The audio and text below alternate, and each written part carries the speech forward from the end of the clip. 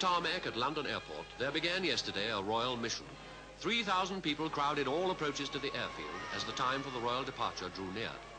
And shortly before noon, the crowd's cheers heralded the arrival of the King's car, bringing their Majesties and Princess Margaret to the airport for a last farewell to the royal travellers.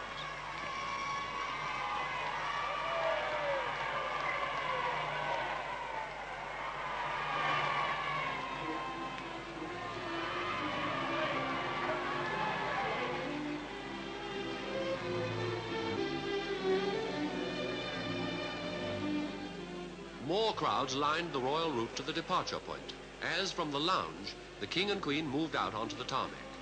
At the King's side walked Sir Miles Thomas, chairman of BOAC.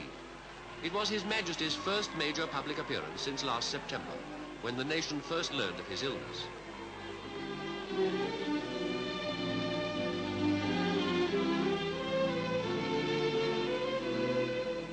Following their Majesties came the royal tourists. Less than 3 months after returning from their Canadian tour, Princess Elizabeth and the Duke of Edinburgh were off on another Commonwealth journey.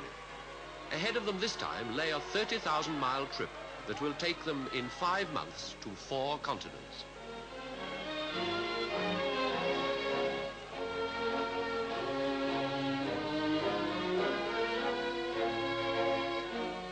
The Argonaut airliner Atalanta of British Overseas Airways was to fly the royal couple on the first stage of their journey, the 4,400 miles to Nairobi.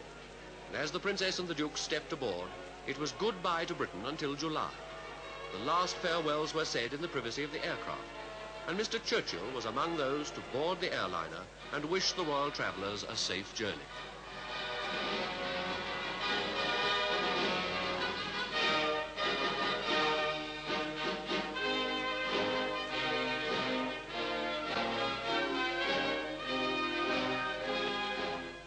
An icy wind swept across the tarmac and through the crowds that waited for the royal party to leave the aircraft.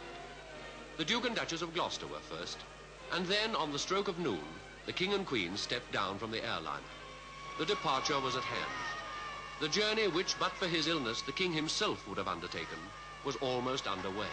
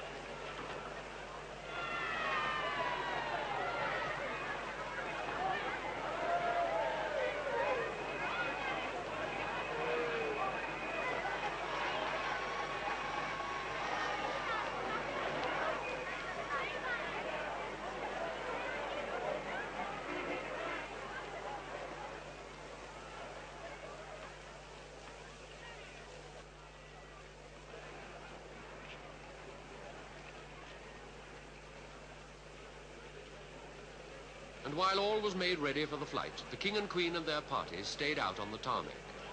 There was a final wave, and then the great airliner moved off.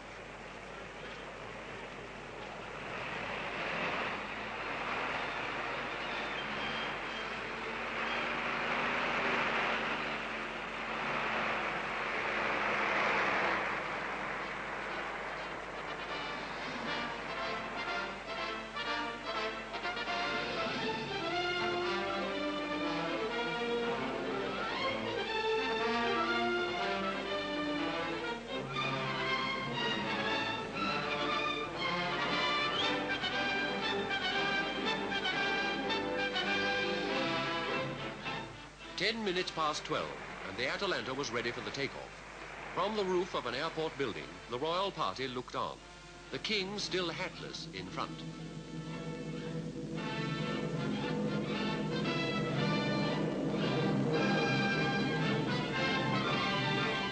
"19 hours later, the royal plane landed at Nairobi, on the eastern coast of Africa.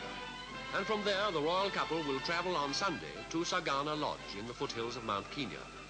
Set amid a dense forest full of big game, the lodge was Kenya's wedding present to the Princess and the Duke. Here they'll spend a short holiday before leaving Mombasa next Thursday by sea for Ceylon.